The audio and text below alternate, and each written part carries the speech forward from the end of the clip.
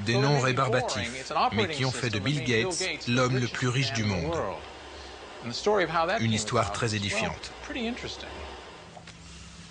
IBM, donc, a décidé de se procurer des logiciels pour micro. Mais à qui les acheter? En 1982, deux hommes se partagent le marché. Gary Kildall, 39 ans, docteur en informatique, et un tout jeune homme de 24 ans, Bill Gates.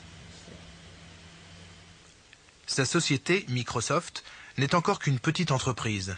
Son créneau, les langages de programmation dont elle est le principal fournisseur sur le marché naissant de la micro-informatique. Gary Kildall, quant à lui, vend le système d'exploitation que tous les micros utilisent, le CP/M. C'est lui-même qui a inventé ce premier système pour micro.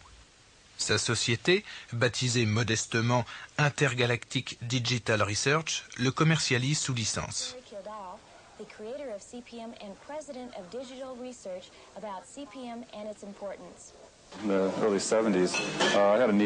J'avais besoin d'un système d'exploitation.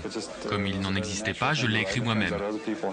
Et puis, il s'est trouvé que d'autres gens en avaient besoin aussi. Alors, ça s'est fait naturellement.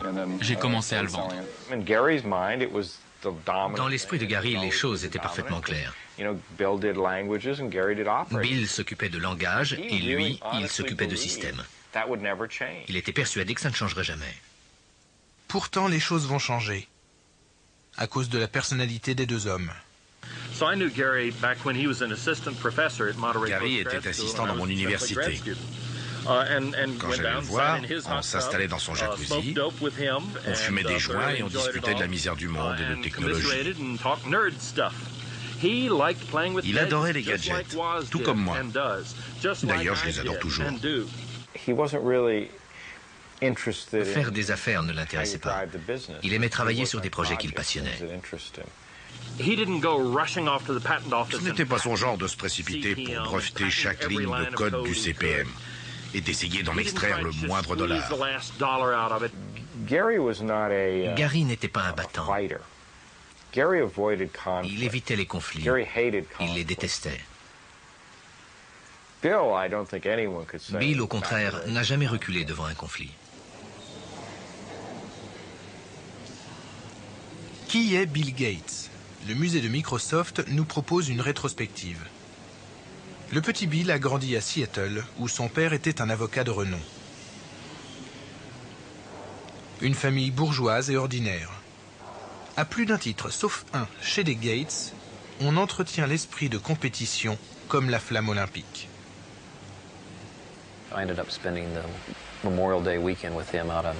Je me souviens d'avoir passé un week-end chez sa grand-mère. Tout était prétexte à compétition.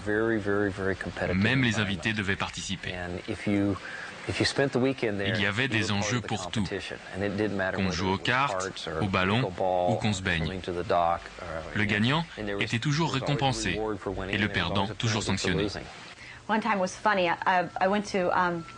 Un jour, on était dans la maison de ses parents. Bill tenait mordicus à me montrer qu'il était capable de faire un puzzle en 4 minutes.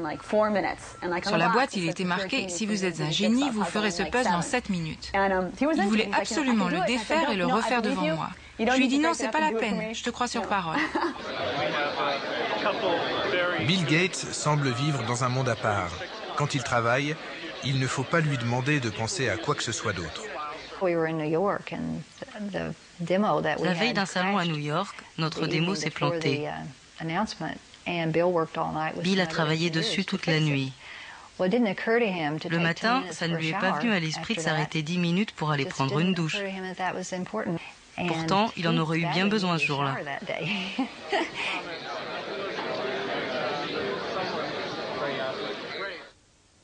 IBM va charger Jack Sams de prendre les premiers contacts en vue de choisir le fournisseur de son système d'exploitation. Entre Gary Kildall et Bill Gates, Jack Sams choisit de téléphoner à Bill Gates.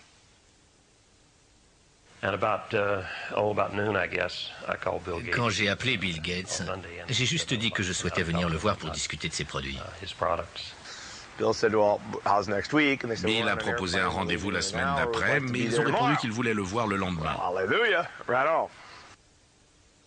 Steve Ballmer, encore un futur milliardaire, vient d'entrer à Microsoft. À l'époque, il est le seul de l'équipe à avoir reçu une formation commerciale. Gates et Ballmer, conscients du caractère crucial de ce rendez-vous, se mettent sur leur 31. Bill m'a demandé d'assister à la réunion parce que j'étais le seul autre type qui faisait pas trop nigo en costume cravate. On est arrivé vers 2 heures. Un jeune homme est venu nous chercher à l'entrée de l'immeuble. J'ai cru que c'était le garçon de bureau, mais évidemment c'était Bill. Il était très accommodant. Quand on a sorti l'accord de non-divulgation, comme quoi Microsoft était tenu à la confidentialité mais pas nous, il a signé sans hésiter. Ce n'était pas évident. On nous a demandé de signer des tas d'accords bizarres qui permettaient à IBM de faire tout ce qu'il voulait et d'utiliser tous nos secrets. Il fallait une bonne dose de confiance. Jack Sams souhaite que Microsoft lui fournisse à la fois un système d'exploitation et un langage de programmation. Seulement, Microsoft n'a pas de système d'exploitation. Ils ont cru qu'on en avait un, parce que le nom de CPM figurait sur un de nos produits. On a dû leur dire qu'on était prêt à s'occuper des langages, mais qu'il faudrait trouver un système ailleurs. Quand on a compris ça, Bill a dit que Gary Kildall pourrait sans doute nous proposer quelque chose. Alors je lui ai demandé d'appeler Gary. Alors Bill a décroché le téléphone et il a dit « Gary, je t'envoie des gens importants, tâche de les recevoir comme il faut. »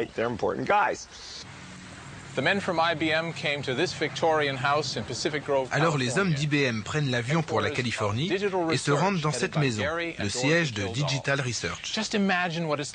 Recevoir la visite de représentants d'IBM, c'est comme si la reine passait prendre le thé, comme si le pape venait demander conseil, comme si Dieu lui-même frappait à la porte. Qu'ont fait Gary et Dorothy Kildall? Ils les ont renvoyés. Gary était occupé ailleurs. Alors c'est sa femme Dorothy qui nous a reçus. IBM a sorti son accord de non-divulgation.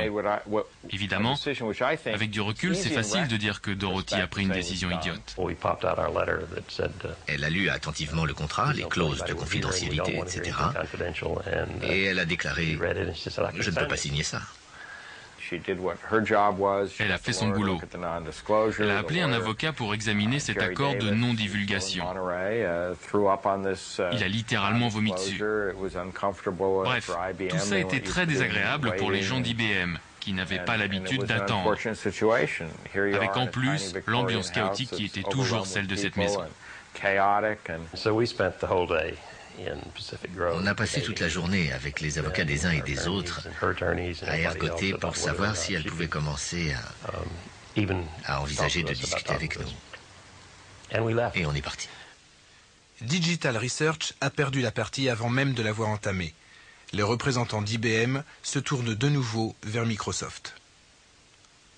Bill Gates n'est pas du genre à donner une deuxième chance à un concurrent. Il sait voir l'affaire du siècle et la saisir. Il fallait que quelqu'un le fasse. Sinon IBM allait abandonner son projet de PC. Si IBM laissait tomber, ça voulait dire qu'on n'allait pas leur vendre nos langages. Il fallait à tout prix qu'ils continuent. On était au son cours, parce qu'on s'était engagé à écrire pour IBM des versions de BASIC, Fortran, COBOL, enfin de tous les produits de la société, à livrer dans des délais très courts. Le problème restait entier. IBM avait besoin d'urgence d'un système d'exploitation, Bill Gates n'en avait pas, mais il a su exploiter la chance pour devenir milliardaire. Paul Allen, l'associé barbu de Bill Gates, découvre qu'il existe sur le marché un deuxième système d'exploitation. J'ai trouvé une petite entreprise du coin, SCP, où un programmeur, Tim Patterson, avait mis au point un système très rudimentaire, qui ressemblait un peu au CPM de Gary Kildall. Alors on a dit à IBM, on s'occupe d'acheter ce système et de l'améliorer, et vous pourrez sortir votre PC. Pour écrire son système, Tim Patterson s'était, inspiré du CPM de Gary Kildall. J'ai acheté le manuel CPM pour $5 en 1976.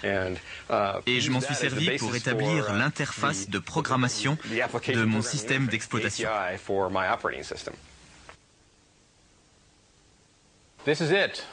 Le voilà, le système